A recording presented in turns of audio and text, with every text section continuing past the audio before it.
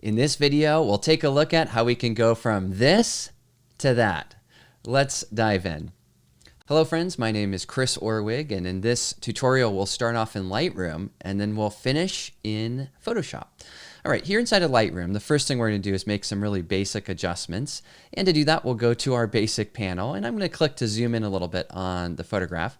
Now, in this photograph, I have this beautiful light, but I brought in the modifier really close to the subject, so it's really soft. And let me zoom in even closer so you can see the quality of the light there.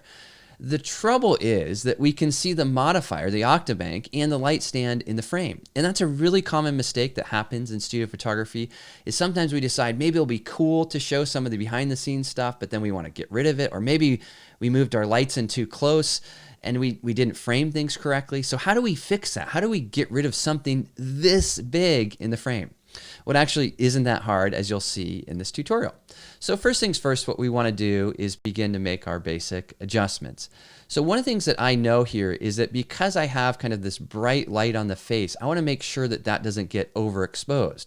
But if I bring up my exposure, we're going to see that the face, it just looks too bright, right? So that highlight right there can be corrected or saved by bringing the highlight slider back down. So we can find the right spot for that and then maybe add a little bit of contrast to equalize things a little bit.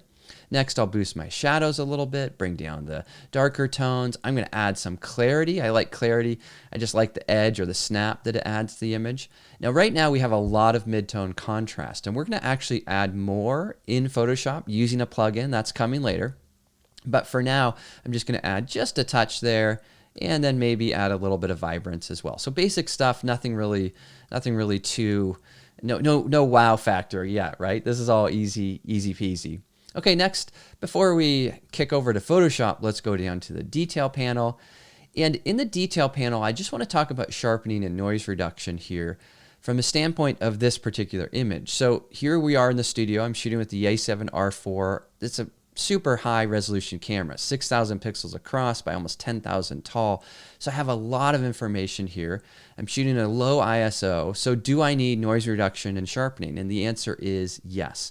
Almost every digital image can benefit from some noise reduction and some sharpening. So noise reduction for default, I like to have my luminance and my color noise reduction right around the 20s somewhere. Sharpening depends upon resolution. So let me just exaggerate these settings here for a moment and do this so that we can zoom in on the image so we can start to see this here take effect. Now here I have super high amount, radius, and detail. It should look absolutely horrible. Why doesn't it? Well, it doesn't because, again, we have this super high res capture. So the higher the res capture, the higher your amount, your radius, and detail depends on the subject. Now, let me deconstruct this a little bit more. If you hold down the Option key on a Mac and you click on one of these sliders like the detail slider, it may be hard for you to see here, but if we go to the left, low detail means low skin sharpening, low background sharpening, really just focusing on the harder edges. So for portraits, that's always really low. Hold down the Option key on a Mac, Alt on Windows, and look at the radius slider. And what you're going to start to see very faintly is kind of the outline of the subject. Now, if you have a lower res file, you'll see that outline way down here around 1. But this one, I can get away with having a little higher radius. Now my amount slider, if you hold down Option or Alt, it goes to a grayscale view so you can find that right value. Next, masking, if you increase that, it shows us this mask, which follows the same logic as a mask in Photoshop, where black conceals and white reveals. In other words, only the area where we have white will receive this sharpening effect. So you can see it's just applying it to the edges and the subject in that way. Now, typically, this kind of sharpening would be way too high if it wasn't captured with this camera, right? So it has to do with resolution. So I just wanted to highlight that. Okay, well, let's zoom out a little bit so we can see the whole image. Now that I've processed it, I realize, yeah, I think this is a good starting point. It doesn't look amazing, but what we're doing here is creating a foundation. Next step is to send this over to Photoshop. And we can do that by pressing Command E on a Mac, Control E on Windows. What that does is it applies all those settings that we've applied in Lightroom and sends the file over to Photoshop. Now in Photoshop, we have a couple of different ways that we can begin to get at or get rid of the object that we have over here on the left side of the frame. One way that I like to do this is just to copy the background layer, click and drag that to the new layer icon, or if you want to be a little bit more of an expert, press Command J on a Mac, Control J on Windows. Think J for jump. Then name this layer, and I keep my naming convention really simple. I'm just calling this R1 for retouching 1. Now, one of the things I've learned from retouching is that if you kind of chip away at things, it sometimes leads to better results. Now, what does that mean with a huge area like this? Well, what it might mean is something like this. We could choose our clone stamp tool. We could go up to the options bar, say no hardness, nice big brush. We have 100% opacity, sure. Aligned all layers, sure. Option or alt click on a good source area and just paint over it. I know this is not rocket science yet. I mean, you're thinking, oh my gosh, clone stamp tool has been in Photoshop for what, over 25 years now or something? But what I am doing is I'm just chipping away at this problem. I'm not making it look amazing. I'm just kind of helping Photoshop out for what I'll be doing next. And what's next? Let me show you. Next, we grab a lasso tool, tap the L key or select it, and make a lasso selection of the object or area you want to retouch away. And I'm also going to go down here. I'm going to get rid of a little bit of the, what do we call it, the distortion on this part of our backdrop, which is another backdrop laying on the ground. And I'm just using the lasso tool and I'm lassoing up these areas. Yeehaw, right? Getting all this selected. So basically use any of your selection tools. It doesn't really matter. The next step, let me zoom in on that so you can see that better. Sorry about that. The next step is to go to Edit and choose Content Aware Fill. Now, when you select Content Aware Fill, it will go into a new workspace. You're going to see part of Photoshop is going to disappear. The panels, the tools are going to change. And we're not going to get into in depth what's happening here, except that this is Photoshop magic. So what we can see here is that it did a pretty good job at knocking all of that area out. And we can choose to have this on the current layer, or we can choose new layer. Let me show you new layer just to show you what's happening here. We can also customize what's happening in the content aware dialog, but for now, let's just leave this as is. I'll go to select and deselect, or Command D. And what we can see here is that we now have this new texture that it invented on this new layer above. So we have that as a way to kind of knock out what was there. Now, the color, the tone, the details are not perfect. No big deal. We can keep working on this. And so rather than have this on a separate layer, I'll press Command E on a Mac. That will merge the layer down. So watch what happens. Command E Mac, Control E Windows. That flattens the layer above to the layer below. So now this is all right here. Why would I want to do that? Well, maybe now that I've removed some of this, I realize there are a couple other areas I don't really like the texture of. And when I was working on this backdrop over here in the foreground, which is just one laying flat on the ground, I saw some more things that I want to retouch away. And again, just kind of haphazardly, just seeing what catches my eye. I'm going through this and making selections. Okay, perfect. Next step, let's go back. Edit, Content Aware Fill. And this will open it up again because we're on this layer, which has been merged or flattened. We can now do Content Aware Fill in this area again. Let me talk a little bit about what we're seeing here. These are the selected areas that were problematic or problem areas. This is the result over here. We can choose the output. I'll just say current layer, click OK, and that will render that out. Now this is a super high-res file, so it takes a second, but still pretty quick, for removing content. Next, what about all this stuff up here? Same thing. Let's do lasso, and just go around and make sure we have all of that selected. And I made a mistake up here, and I did that to talk about how we can change this. If you hold down the Option key on a Mac, Alt on Windows, and then lasso something up, let me just do that here, you can see that what I'm doing is subtracting from the selected area. If I hold down the Shift key, I can then add to that. So I'm just kind of looping that around, and now I have all of that selected there. I want to get rid of that little distracting element. Sure, I want texture in the background. We'll actually add some more texture too. But a couple of these things I want to just customize, and maybe I want to come in a little closer, so I hold down the Option key to subtract, hold down the Shift key to add, and that's how we are able to have all of this kind of coming together in this way. Okay, that's looking pretty good. Let's go to Edit. Let's go to Content Aware Fill. And basically what we're seeing here is the technique is to start with some simple retouching tools, healing brush, maybe clone stamp tool, whatever it is. Then after we've done that, to kind of chip away at some of the areas, work on the bigger areas with these huge selections and content aware fill. Now, what will happen here is at this point, we're going to start to see that we're making progress. Now, this is kind of amazing considering the amount of time that we've invested so far in this project, which really isn't that much time. We're able to kind of quickly loop up a few things and then look at how good we're doing. So we have new backdrop, we're going in a good direction.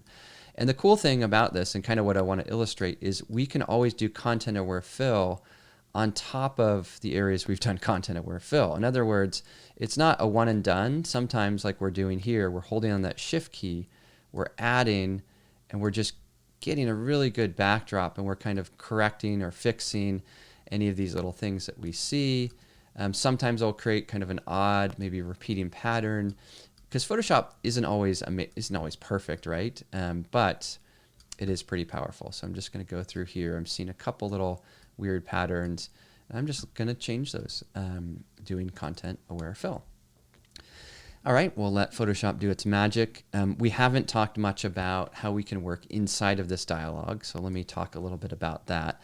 Let's let this render out, and now that's looking a ton better.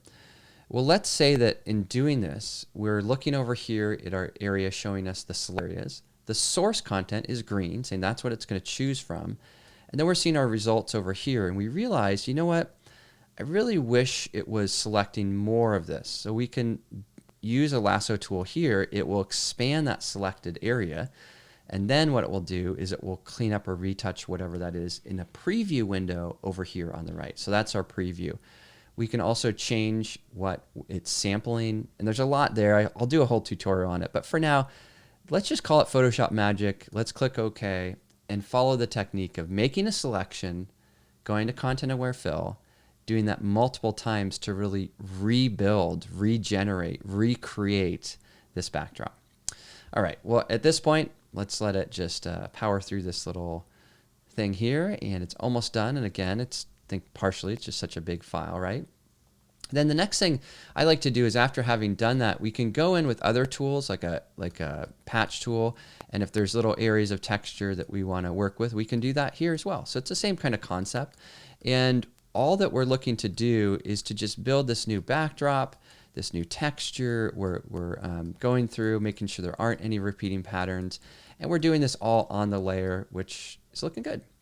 And I'm just going to bring in a little bit more texture over here because I kind of want more texture in this area. I feel like the texture it created was a little bit too, I don't know, it's a little bit too lacking in detail. So I'm just going to add some more and just bring it over here where we have more of that original texture of the background. And I'm almost done here. You get the idea. Okay, I like making the background look good, and I think that's cool. Now, what do we do next? What is our next step? Well, the next step's kind of fun. We're going to use content aware fill with the crop tool. So if you select the crop tool, and here I'm going to choose an aspect ratio of 4:5 or 8:10 because I want to share this on Instagram. And if we go to the far right, we have the option for content aware. We also, if we want to do this non-destructively, i.e. if we want to change our mind later, we want to turn off delete crop pixels. And now we can actually extend the crop area past the canvas size. We can rotate it as needed. I'm just going to try to find a nice crop for this image. And what you can see here is, in creating this crop, I feel like I like the way she's centered there. Maybe it's just a little bit closer in. That might be kind of cool. Let me just try to find just the right area there, like that. But we have this blank area. Well, if we press enter or return, or double click inside the crop area, or click the little check mark, either way, any way to apply the crop, what will happen is it will crop and rotate the image. And because we have content aware turned on, the same content aware technology as we used before, it's going to evaluate this blank area right here, and it's going to say, okay, there's a weird blank area, there's something missing, I'm going to invent new content. And as we can see there, it invented this new content, it extended my canvas all the way to the edge. Now, occasionally, you may need to go over that with a tool like the clone stamp tool. Sometimes I've found like there's a little 1 pixel edge that was missing there, or a little something there, or maybe you need to use your spot healing tool and there's a little I don't know, a little blemish you want to clean up or get rid of. So the whole point is it's never one and done. It's using multiple tools together. But amazing, right? Think of this. We started here, an image that really wasn't usable because of the content we had in the frame, to here, which we rotated, we cropped in, and it's looking a lot better. Now, at this point, if we decide, you know what, I like the crop, but I wish it was a little tighter and a little lower, what do? We'll just reactivate the crop tool, tap the C key or click on the crop tool icon. We want to do that 4:5 aspect ratio. We have content aware right there. And I'm going to click in the crop area. When I do that, can you see how there's still content outside of the frame?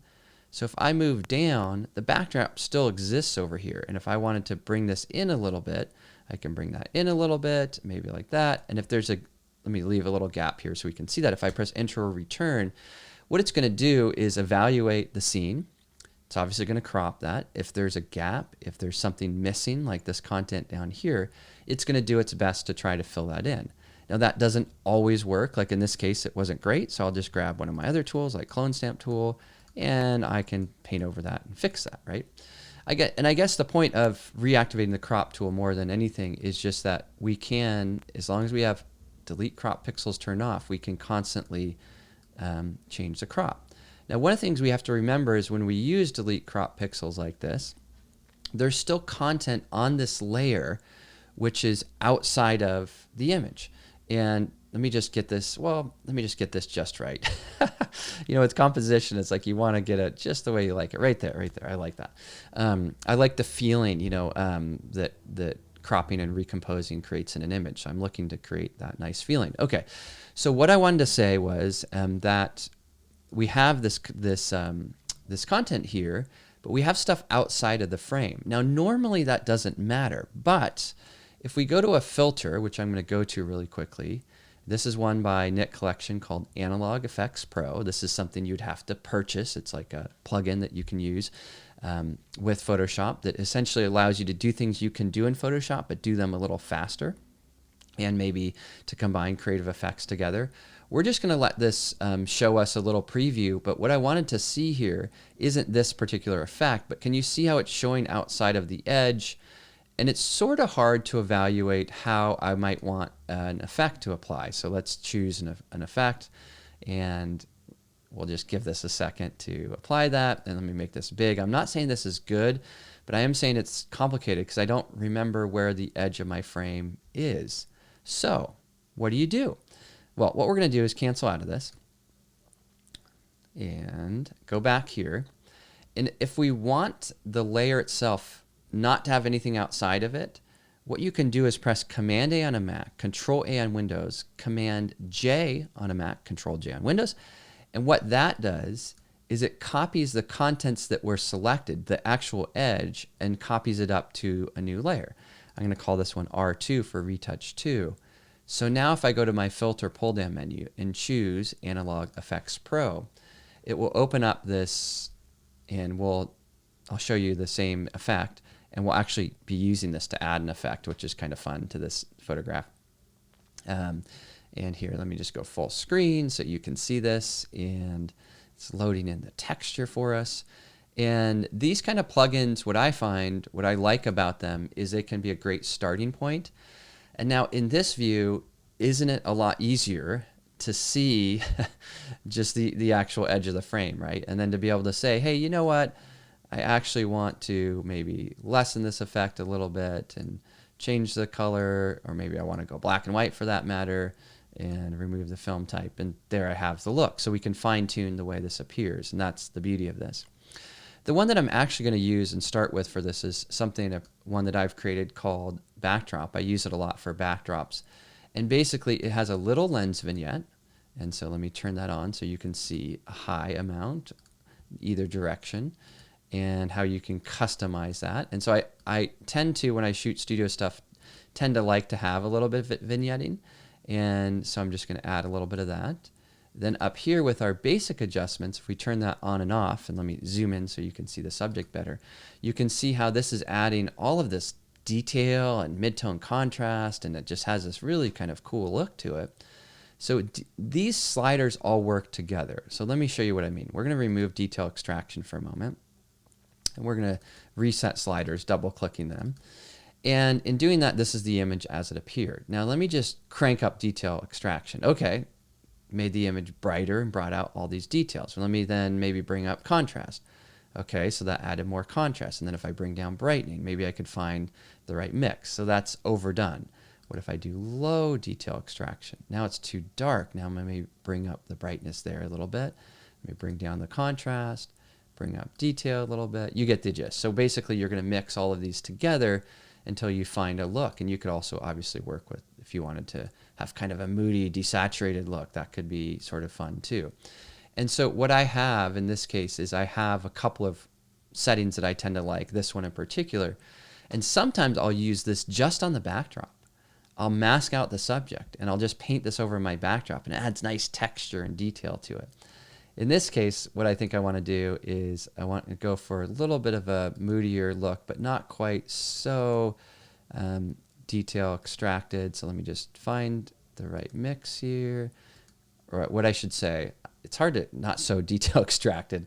That didn't make sense, did it? Not exactly the one I had. I want something more like this. Yes, that looks great. I love it. Now let me zoom out so we can see our vignette too. The vignette, I'm liking the vignette. I feel like this area needs to get darker, so I'm going to need to do that in Photoshop. That's fine. And I think right there looks good. I'll click OK. This will then render that out, and so we can go from kind of a normal, kind of standard studio look to something that has drama and something that's really dramatic and interesting and intriguing. Now, it's not that you have to do this every time, and really the point was to show how you can fix that common error in studio photography, which is like where you have a light stand or light modifier. This example just happened to have a really big light modifier, a lot of the light stand, too much of it. It was off center, so we fixed that. And I think it needed a little help with its look, at least stylistically. That's what I wanted to do. So next I'll click on my adjustment layer icon for curves, and I'm going to drag this down. Then we go to the mask icon and invert, or just press Command I on a Mac, Control I Windows. Then if we zoom out, what you can do is grab a brush, and here I'm just going to paint with my brush, no hardness, really big brush. And opacity, this is a cool little tip. I got to tell you about this. So with opacity, you can change any of your brushes. And this is true if you're using any brush which has an opacity sliders to it. So as you click through, if you see the brush has opacity, clone stamp tool has opacity, I can't talk. Just tap a number. 3 goes to 30%. 2 goes to 20. 3 goes to 33%. So you can quickly change opacity. You can access your brush controls here, or if you right click over the image, it's the same controls as we had before, and you can access those right here. So if I want a little bigger brush, maybe I'll just make that a little bigger like that. And then next I'm just going to look to darken this side and this edge and this corner, maybe a little bit over here, tapping the left bracket key, make my brush a little bit smaller, and just looking to kind of, I don't know, have some fun with the way that this is looking. Okay. Great, so far so good. So we have this really deep, moody image, and it looks like, you know what, I'll make my brush bigger, tap 6 to go to 60%. This corner is too bright. You know, the eye goes to areas of brightness, and so if there's an area of brightness kind of on the edge, like that corner was, it's kind of taking away, at least in my opinion. So I'm digging this. We have the effect right here. Here's a fun thing you can do with the effect. If you decide, you know what, I got a little carried away with the effect, no big deal, just drop opacity. And you can drop opacity by just dragging the slider. And then here's your pro tip. If you have something other than a brush, like the move tool, so I'll select the move tool, you can drop opacity by tapping a number. I'll tap 2, it goes to 20%. I'll tap 5, it goes to 50%. I'll tap 8, it goes to 80%.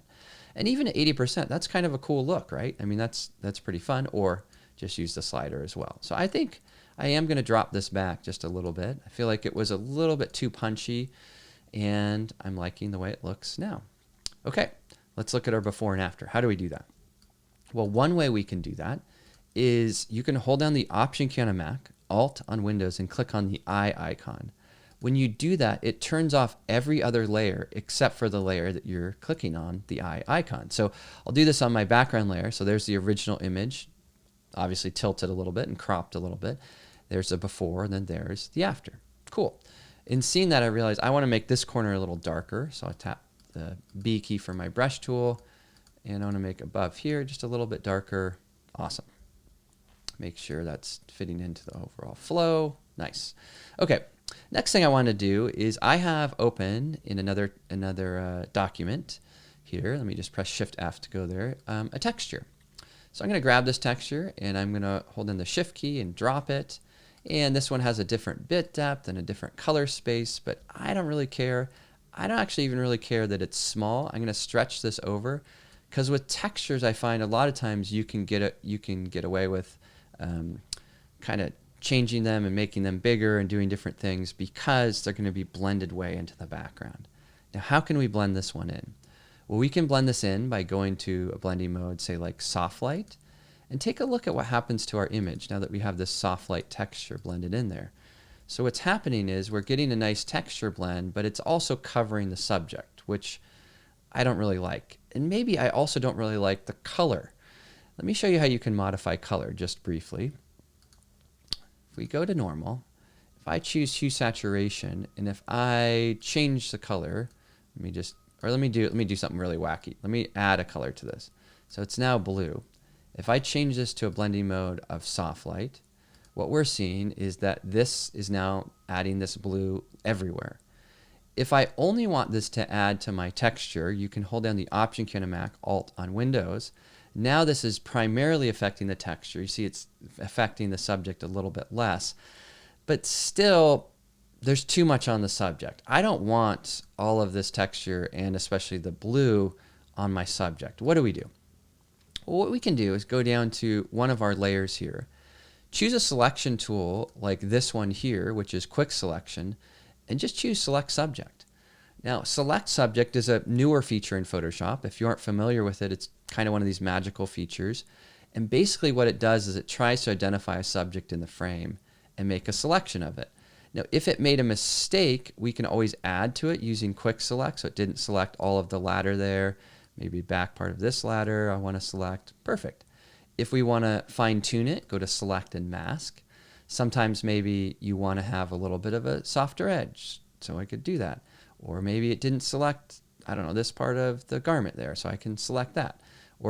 Or I could use the minus icon and say, don't select that part of the ladder, whatever it is. So you can do all your normal quick select workflow. I'm just going to add that part there and say, output this to a selection. So basically, it allows us to make a selection of the subject really fast. So again, you choose a selection tool, use Select Subject, fine tune that selection using Select and Mask. All right, why are we doing this? Well, if we go up to our layer with this texture that we have on, and let's turn on the color so we can really see it. If we add a layer mask right now, we'll have the opposite of what we want. Now this texture and color is affecting our subject in a really negative way. No big deal. Just press Command-I on a Mac, Control-I on Windows, and what that does is it masks this effect from our subject. So now we can see that this texture, which also happens to have a color, and part of the reason I put the color there was so you could see it a little better because I think it's hard to see it here. Also, it's kind of fun to highlight how you can, modify things with color, and maybe it's too strong of a color. Maybe you're going to do something much more subtle, maybe even lower the opacity of that even further. And then we'll take this guy here and we're going to also lower the opacity of that as well. So we don't need to have our texture kind of screaming at us, but maybe we just want to add a little bit of, moodiness with that texture. You can also try different blending modes. Overlay can be a fun one to add textures to. And now it's almost too faint. So let me just crank this up here a little bit and let's go back to soft light. And last thing I might highlight is if you want to remove the color altogether, let me show this. So currently we have a lot of blue in the background. Rather than blue, let's say we want this thing to be desaturated. So any color that was in the texture is no longer affecting the backdrop. So now it's just texture in that way. All right, that looks good. I'm going to bring this opacity up. I think I want a little more edginess to it. And let's leave it right there. I think that's a good stopping point for this tutorial. If we look at our before and after, here I'm just going to press F to go to full screen once, and then I'll hold down the Option key. You can see here's our before. We'll zoom in for that. And here is our after. And in this tutorial, we really learned how we can fix this common mistake, remove something from the background, rebuild a background, extend a background. Sometimes you need to do that as well. And then, of course, with studio images, sometimes it's fun to add a look or a style or create a more dramatic photograph. And so I wanted to kind of sneak that in here as well. And a lot of these things that I covered here in Photoshop may be advanced, maybe something you don't know. If you don't know any of this stuff, go back, rewind. And also, if you enjoyed this movie, be sure to like it and subscribe. And if you go down to the notes below, if you click on the link, you can get a free gift from me, which is about how to capture better portraits, because really that's one of my biggest passions in life. All right, I hope you have a fantastic rest of your day. Thanks for joining me. Bye for now. Yoo-hoo!